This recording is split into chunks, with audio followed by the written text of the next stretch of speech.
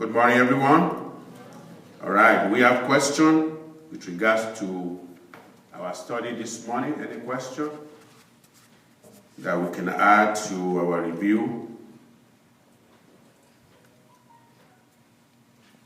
Question? 1 Thessalonians chapter 1 is it's a passage that we have gone through once, and so I'm hoping that you will have questions so that we can get into it. Amen. Praise the Lord. All right, if there's no question, we're just going to do a quick summary that will just be based on our memory verse. Our memory verse, let's open it. 1 Thessalonians 1, verse number 3. 1 Thessalonians 1, verse 3. It says, remembering without ceasing your work of faith and labor of love and patience of hope. Your work of faith, your labor of love, and patience of hope in our Lord Jesus Christ, in the sight of God and our Father. Amen. So as we look at those words of Paul Apostle to the Thessalonian believers, we see three things that came out there. Remembering their work of faith. Work of faith. Number 2, the labor of love. And number 3, the patience of hope in our Lord Jesus Christ. That sets a kind of a template for us as Christians in how we need to approach the work of God. Number 1, we approach it with faith, with love, and with hope. Amen. And 1 Corinthians tells us very clearly, if you remember, those 3 important things. 1 Corinthians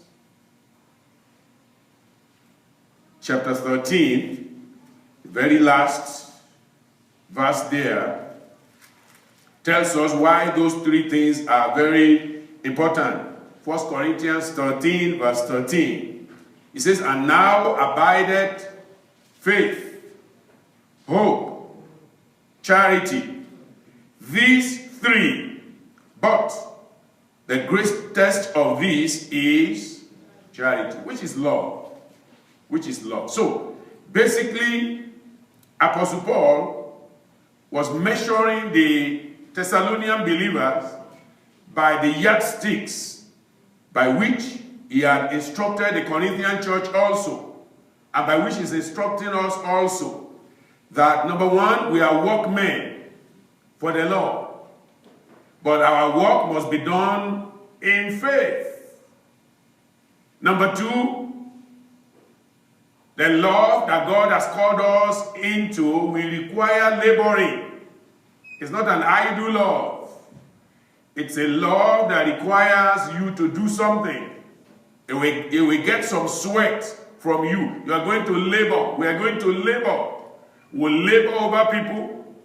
And then number 3, he says we must have hope. Because if there is no hope, then the gospel is useless.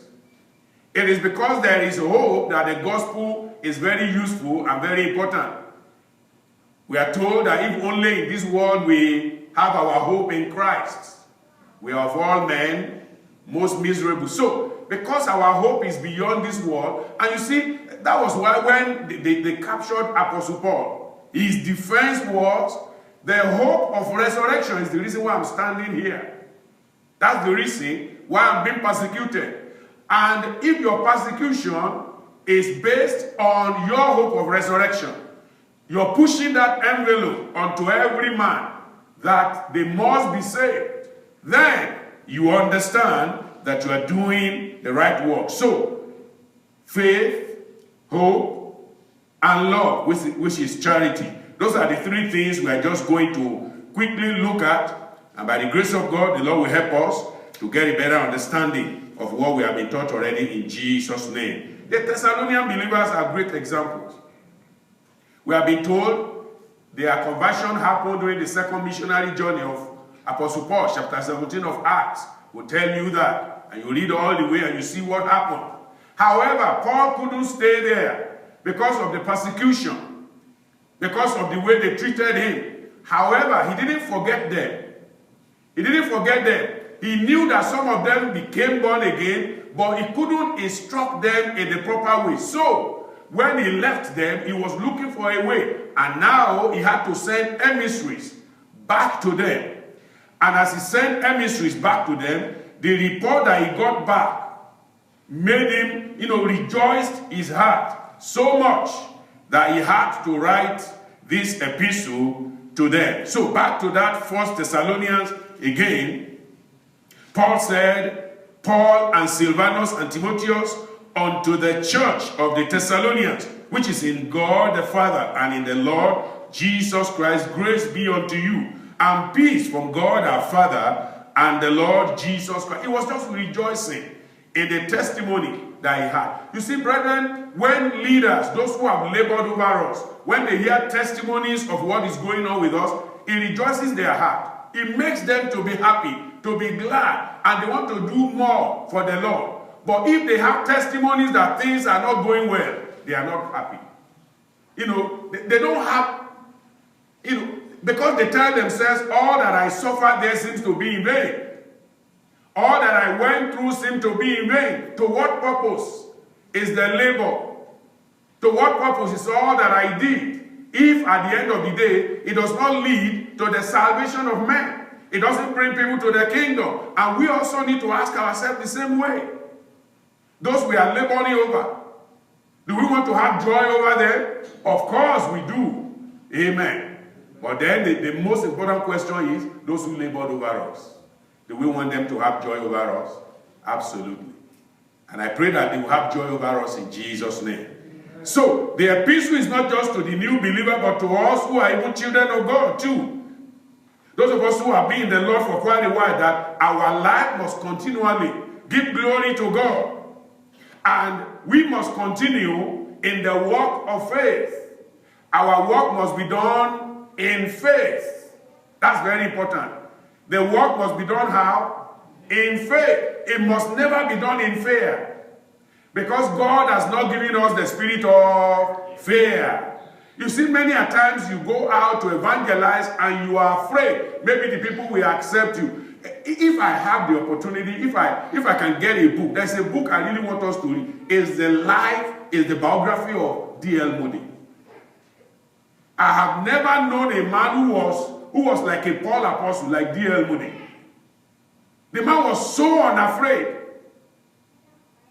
He's a man who will just wake up and meet somebody on the way. He's not planning. The man is not planning, what will I say, what will I not say. And many a times I think our challenge is that we go out fearfully. But we must go out with faith. Believing that if you give the word to them, the word will do its work. Amen. Don't worry about what you are going to say. Just give them the word of God. Just tell them Jesus loved them. God so loved the world that he gave his only begotten Son. Whosoever believes will not perish but have everlasting life. The man D.L. Moody, one thing I discovered about him was that they said he was not educated. He wasn't a man who knew theology. He wasn't a man who knew so much about philosophy. Some of us, sometimes that's the challenge that's part of the things affecting us. We know too much. And that's affecting us. We want to be able to get to people and explain what is this theism or Daism or the other ism. The man doesn't know anything about those. He just concentrated on the Bible. And he has answers to people from the Bible. People will ask you questions. The answers are in the Bible. So you spend time reading the Bible. You see, this is what distinguished Apostle Paul. That's what made him to be different. Apostle Paul was so rooted in the Old Testament that there was no question anyone, a Jew or a Gentile, who asked that he cannot answer. So that's why the Bible says, study to show thyself approved unto God, a workman that needed not to be ashamed, rightly dividing the word of truth. As believers, we must make it our responsibility to study the word of God so that we can give the word of God to people, and then we will not be afraid. I don't have answer. I don't know if they ask me this or ask me that. Don't worry about what you are going to say. In fact, Christ himself already said, if you go out, I'll give you a mouth and a wisdom that no man can gainsay. I pray we give it to us. I pray this year we will be unafraid. We will be bold in our Lord. Paul said, I am not ashamed of the gospel of Christ, for it is the power of God. That's Romans 1:16. It is the power of God unto salvation to everyone that believeth. There is power in the gospel. And when the gospel was preached to the Thessalonians, we were told that they even got it in much affliction. Look at it. Sometimes we think if there is challenge, if there is problem, people will not receive the gospel. In fact, you discover affliction, problems, challenges, they are the water that causes the gospel to even germinate and grow. Part of the challenge of the West is that people are so much in ease that when you give the gospel, it looks so ordinary. But I still believe, even in this our almost barren nation, barren spiritually, in quote, where the word of God is not taken serious, I am believing that we are getting to that point where the word of God will begin to grow. I said the word of God will begin to grow. Because after God is done with us in the West, after all of this pandemic, I am sure God will get people's attention. The gospel will begin to take root in the name of Jesus. And that now means that you and I, we must be unafraid. Our faith must be strengthened. The Bible says, without faith, Hebrews 11:6, without faith, it is impossible for us to please God. It is impossible for you to please God in your own life or in your Christian walk or walk without faith. So, we must develop our faith. And that faith is just simple. Just leave everything and just depend on God. That's the faith we are talking about. It's not something so complex. Do your own part, let God do his own part. Do your own part, you go out and you talk to somebody about Christ and they'll just receive it. As simple as that. You see, because if we go with that simplicity of the gospel, people will be saved. I didn't hear you now. I said people will be saved in Jesus' name. So our walk of faith, but realize that it's also a walk. The Bible calls us the workmen of God. Ephesians, let me read that for us. Ephesians chapter 2. We are workmen. That's why we are created. He said, these people have I formed for myself. They shall do what? They shall show forth my praise. We are workmen. We are tools. We are tools in the hand of the Lord. And he wants us to work for him. Ephesians chapter 2. After he has told us that by faith, by grace, are ye saved, in verse 8. Through faith, you see that? He said, and that not of yourself. It is the gift of God, not of works, lest any man should boast. You see, this is where some people end. They said, well, there's nothing you need to do. And God doesn't expect you to do anything. You see, they don't read the scripture very well. What the Bible is saying is, your salvation is not as a result of your work. But does that mean you will not work for God? No. He says you cannot earn salvation. But the moment the salvation is given to you, you become a soldier, a workman for the Lord. Look at the next verse. For we are his workmanship. Workmanship. We are his laborers. The moment you enlist, you come in. You become a soldier of the Lord. You work for him. We are his workmanship, created in Christ Jesus unto good works. Yes, there is nothing all that we have ever done before we become born again. They are what? Filthy rags. They are worthless works. But the moment we come to Christ, then our work becomes the work of righteousness. Our labor for the Lord becomes a labor of righteousness. So it tells us not of work, let any man should go, but we are his workmanship, created in Christ Jesus, unto good works, which God has ordained. You see, it's an ordination. It's what God has determined, that the moment we become his children, we become his workers. Amen. You know, there are many people in the church who will think it's only those who are called workers that are workers for God. That's not true. I know some people who have never been workers in the church who are probably better workers for God. You say, Pastor, what do you mean by that? Because you know what? They win souls more than those who are workers. That's what I mean. And what heaven reckon with and recognize is those who are doing what? Winning souls. That doesn't mean that the work you are doing in the church is not good. That's not what I mean. I'm just basically saying winning souls is more important than anything else. So let's concentrate on it. So he said, concerning the Thessalonians, they became born again in affliction, but that didn't hinder them. That didn't challenge them. Now, they became evangelists. They were new converts, but they became evangelists. Their life began to speak clearly of the gospel. 1 Thessalonians again, look at what he says in that chapter 1.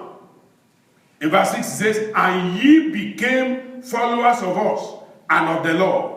Followers of us and of the Lord. Followers of us and of the Lord. Together.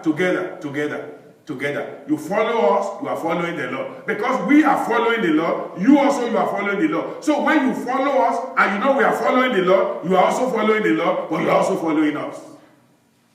It's intertwined. And many people say, well, I don't want to follow men. I understand. Don't follow men, but follow the man of God. Follow his example. Because the Bible says that's what we need to do. Our example must shine. God wants you and I to be the example of a believer indeed. If people cannot follow your example and my example, then something is wrong. So Apostle Paul says, the Thessalonians became followers of us. Let me say this. Most times, people will be followers of people before they follow God really. Amen? Most times, most new believers will look at the example of the individual who says he's a Christian. They will want to see what you are doing. And many of the times, that's why you see in the early times when the church just started, our own ministry, we basically were looking at our leaders. Amen. Praise God. And thank God they were not doing anything wrong. We see their seriousness, their devotion to the word of God, their conviction, their manner of prayer. I think I've said it here once. The first Sunday that I became born again, I sat next to a brother, and I still know his name till today, but I'm not going to say it. Praise the Lord. Because he's still a leader over there in Lagos. It marveled me. And I asked myself, what is the man praying about? After service, he was there praying. And I sat next to him. And I just decided I was not going to get up. I just stood there. I sat there and I said, what is this man? And the man, you can see the systematic way he was praying about the message of that day. That's what makes people to grow. That's what God expects us to do. I pray God will give us the grace. I said God will give us the grace. Sometimes, brethren, we get so used to the messages, we get so used to the minister, and we just take the message and we run. But most of those messages, they need serious prayer for them to become activated in our life. Some of them we need to cry over them, especially the ones that convict you, the one that touch your heart. It may not be the whole message, but there's just an aspect of it that really seems to speak to you. You take that one and you talk about it, you pray about it, you ask God, and then you may follow up during the week, asking questions from God or from leaders to help yourself and build yourself up. Even though the Thessalonians didn't have the opportunity, but because they were so faithful to the word of God, you can see how sound they became in the things of the Lord. Ye became followers of us and of the Lord, having received the word in much affliction with joy of the Holy Ghost. They had affliction, but they were joyful. Amen. It's not like they have affliction and they are depressed. You see, that's the kind of Christianity we see today. People have a little affliction. The Bible calls it light affliction, but it depresses people. But Apostle Paul says, our light affliction, he said, it's a hope of glory for us. It makes us happy that we also we are partaking of the affliction of Christ. And so we are even happy that we are having that affliction. So he said the Thessalonians, they have the joy of the Holy Ghost. He says, so that ye were examples to all that believe in Macedonia and Achaia. So they became example to others. Others see them and say, I want to be like those people. I want to be like those people. Look at those believers. They are very special. They are very different. And brethren, this is one of the challenges of Christianity today. You rarely can find Christians who are so different from the others. And because the serious Christians are trying to copy the unserious Christians, little by little, the unserious becomes like the unserious. The serious becomes like the unserious. And then the world look at the unserious and then they make it as the signboard, the signposts of Christianity.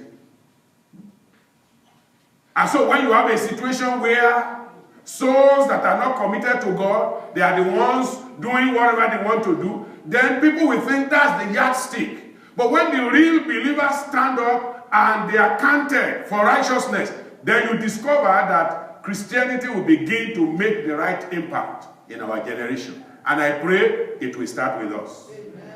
I said God will make it to start with us. Amen. But number one, it has to be done by faith. Not by fear. By faith. By faith. You see, the faith there is that even when you are not seeing results, you keep on doing it. You keep on doing it. Many a times our faith is based on what we see. You know, we want to see. But the scripture says, blessed is he or she that has not seen, but does what? Believe. So we have to believe that God can use us. That's what happened to all those people in the Hall of Faith in Hebrews 11. They kept on going even when they don't know what will happen. So we must keep on doing what God has asked us to do without any reservation. So number one, works done by faith, not by fear, not by folly. Especially when we have opposition, especially when there's no fruit to share us. In fact, I brought my hymn book because I want to read something to you. You know, that makes you understand those great fathers of faith that we talk about. There are things that happen in their own time that they turn into a song. It's in our gospel hymns and song. I want to read it to you. Just listen carefully, because when you are doing the work of faith, there may be no fruit, but how do you continue?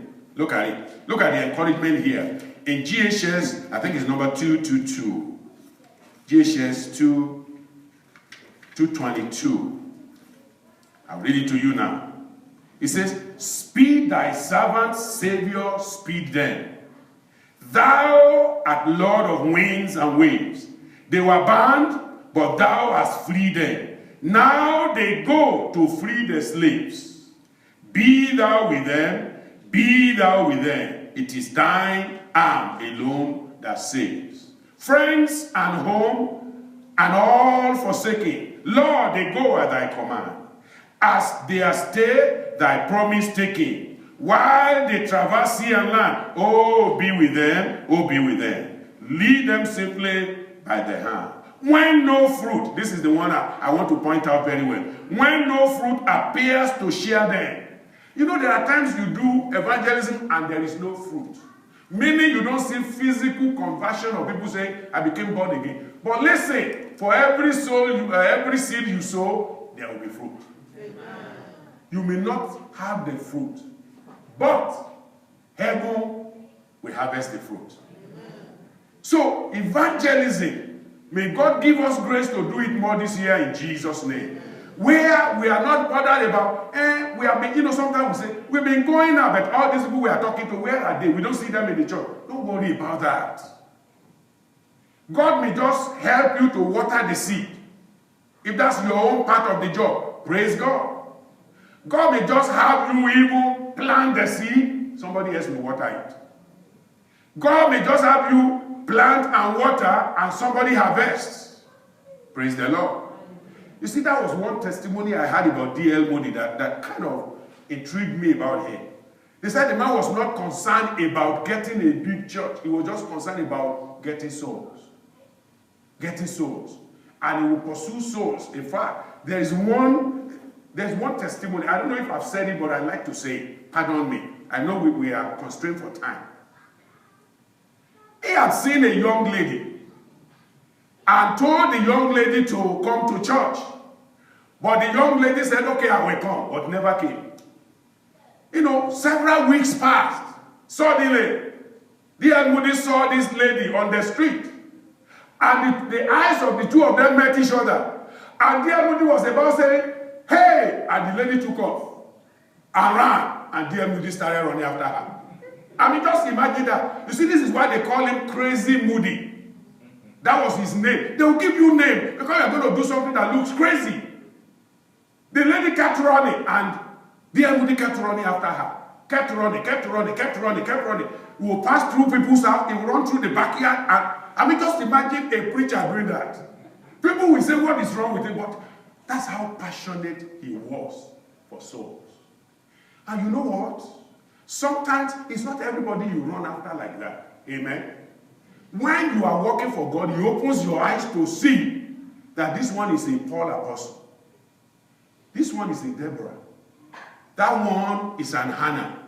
They are very special, they are prepared. Because whatever comes out of them, finally when you get there, you know that it's going to be great. So kept up pursuing. Finally, when this lady knew that D.L. Moody would not stop, then she stopped. I said, okay, I will give my life to Christ. I will give my life. I know that's why you are pursuing me. So finally gave the life. Listen, it was not just that lady's conversion, it was the set of people that came through her conversion. Great people came through the conversion of that individual. Families were saved as a result of the conversion of that person. Now, that's what Paul was saying about the Thessalonians or Thessalonica. He says, from you sounded out the word of the Lord. Not only in Macedonia and Achaia, but also in every place your faith to God word is spread abroad, so that we need not to speak anything, for they themselves show us what manner of entry in we had unto you. It's like you look at the Thessalonians or any of those believers that are serious, and you said, you use it in the way they use it. Otigba were mercy. He has taken madness with the religion. It's the same thing they told Paul. They said, Paul, much learning has made you mad. When you have grace and faith mixed together, there is a way the work you want to do is incomparable. I'm praying God will give us that grace this year. Incomparable work of soul winning, of reaching out. We are not minding what the difficulties are. We are just doing it, trusting God that one way or the other, it will reach the soul of men, and so shall it be in Jesus' name. So number one, the work of faith. Number two, the labor of love. Loving people can be laborious. Do you know that? Because loving the unlovable can task you to the point that it can depress you. But he says, keep loving them. Because that's what God did for you and I. We were unlovable. Think about yourself when you were an unbeliever. Unlovable.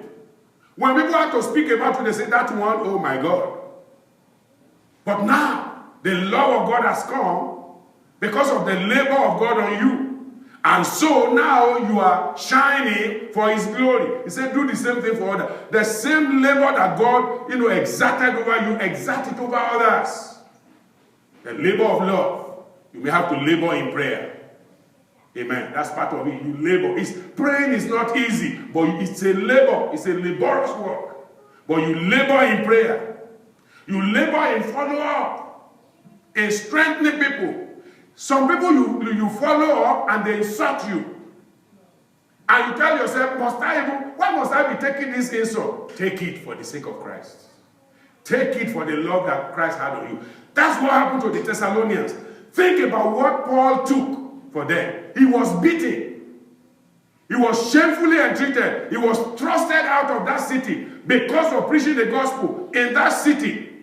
But you know what? It rejoiced his heart when they heard about what was going on with them. He said, we don't even know what to say anymore. You are our joy. You make us joyful. You make us happy. We are just so joyful when we think about you. If I look at chapter 2, verse 9. For ye remember, brethren, our labor and travail.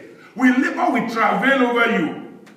For laboring night and day, because we will not be chargeable unto any of you, we preach unto you the gospel of God. You see that? He said, we did that.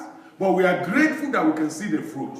Brethren, when we see the fruit of righteousness, of holiness, fruit of salvation, of repentance in the life of people who have come to the Lord, He rejoices our. That's the greatest reward heaven can give you. And I pray that reward will not elude you. That reward will not elude us. The reward will not elude me in Jesus' name. Make that prayer for yourself. That reward will not elude me in Jesus' name. So shall it be for us. In the name of Jesus. It says, ye are witness, and God also, that's verse 10, 1 Thessalonians 2:10, how holily and justly and unblameably we behave ourselves among you that believe, as ye know how we exhorted and comforted and charged every one of you, as a father does his children, that ye will walk worthy of God, who has called you unto his kingdom and glory. So we labor with love. We do it. We do it with love. We do it with every law. Bible says love covers the multitudes of sin. People will do things against us we are trying to reach, but because of the love of God that didn't give up on you and I, we keep on following them. Amen. And the Lord will help us. I said the Lord will help us. Colossians, look at the work of a one man here. Colossians chapter 4 verse 12. Talking about a man that you know very well. Colossians 4. Colossians chapter 4 in verse 12. There he says, Epaphras, who is one of you, a servant of Christ, saluted you, always laboring fervently for you in prayer. You do it with fervency. You do it with every zeal and all the resources at your disposal. You don't do it because it's convenient. Most times when you are doing it, it is not convenient. You know, let me appreciate all those who are doing one little thing or the other since this corona thing has started. Amen. For many of you, I know it's not easy.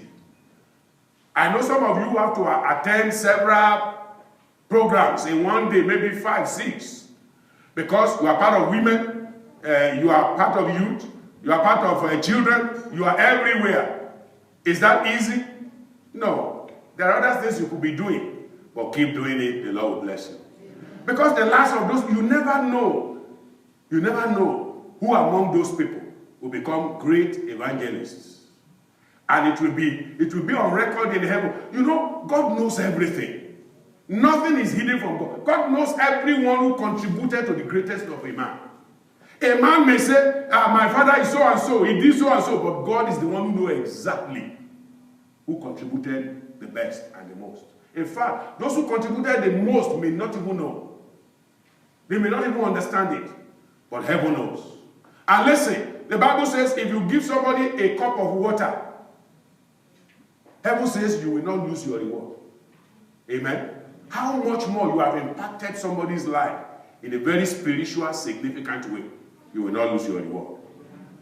So our work of faith, our labor of love, patience of hope. Patience, patience, Bible says, with patience we must inherit the promises of God. It takes a lot of patience to get sinners saved. It takes a lot of patience to get them saved. There are many people you pursue many years. They will not condescend to anyone. But suddenly you hear later on, oh, I'm now born again. And you say, but I've been pursuing that guy for so long. God knows what you have done. He will reward you. Keep doing it. It takes a lot of work to get sinners saved. Number two, it takes a lot of patience to get saints sanctified. You know, it's one thing to get people wings, another thing to establish them.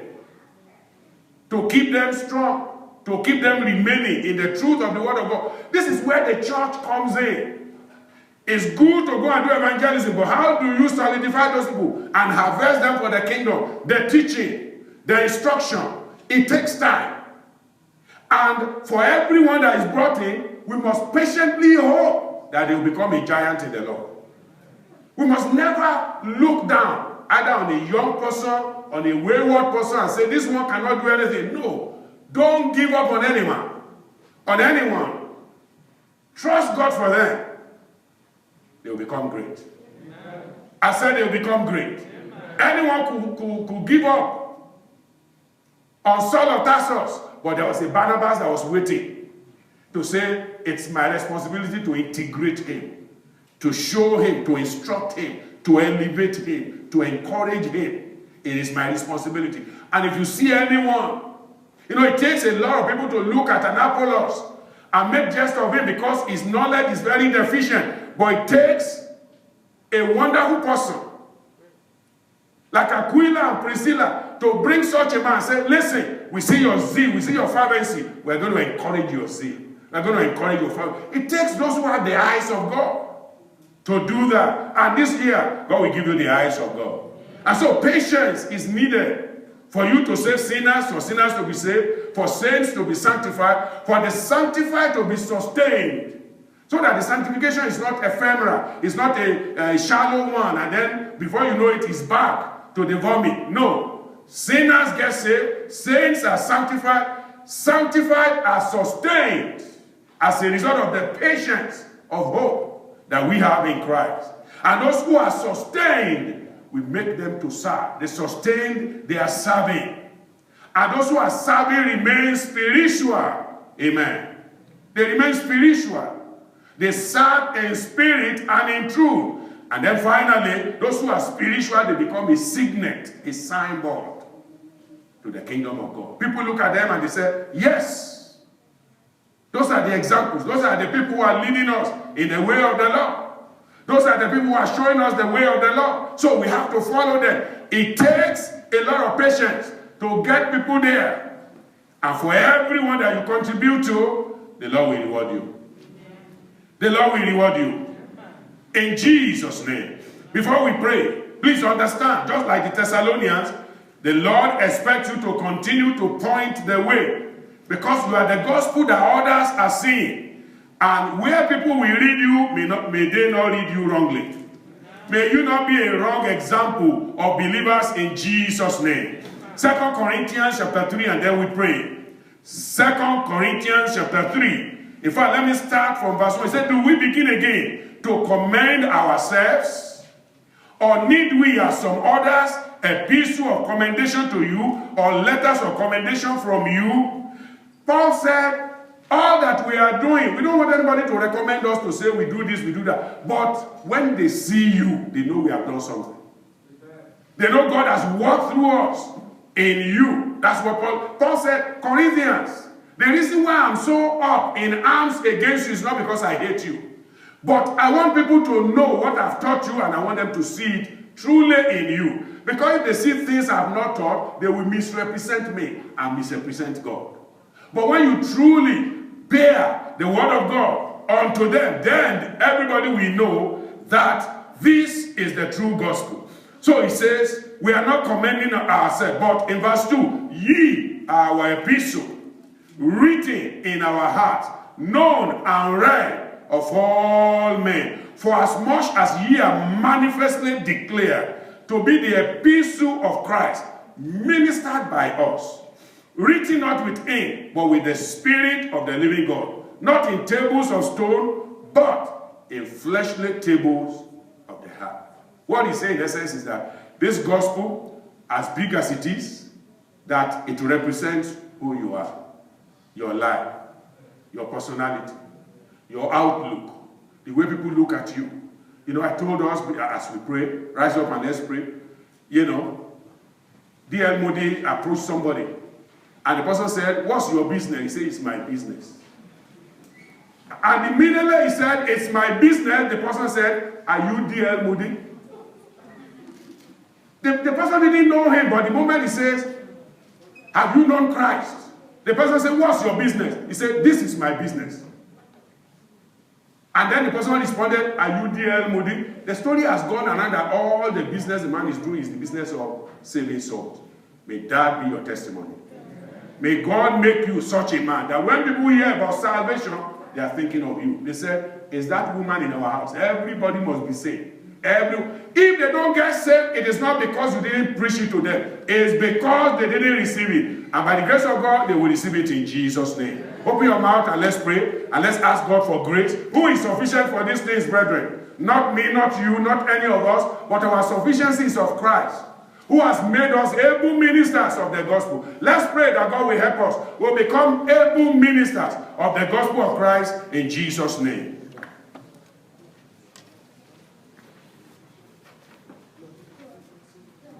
Commit yourself to the hands of the Lord. Say, "Father, help me to be an able minister this year." That's one thing we want to commit ourselves to. We want to be able ministers of the gospel. Please, Lord, help us to overcome fear. Help us to overcome shame. Paul said, "I'm not ashamed of the gospel." Whatever is making us to be ashamed, Father, take shame away. Take every shame away. Everything that makes us ashamed of the gospel, take it away. Help us. Help us to boldly proclaim your word. Let people know that we are men and women of the gospel. Unashamedly. Let them ridicule us. Let them do whatever it takes. It doesn't matter. None of those things will stick on you. What the heavens will look at is your boldness, is your courage to declare the gospel. Because as many as call on the name of the Lord will save. And by the grace of God, when those people are saved, you will not lose your crown in heaven in Jesus' name. Father, we give you praise. We glorify you. Please help us this year. Father, that people will be able to see our walk of faith. That our work will be done in faith, not in fear. In Jesus' name. Our labor of love and our patience of hope. Father, we pray this year, it shall be our portion in Jesus' name. Advance us in the kingdom. Anoint us with your power so that your name will be glorified. We bless you and we honor you. As we continue in the service, please continue to be with us. And bless us more abundantly. For in Jesus' glorious name we have prayed.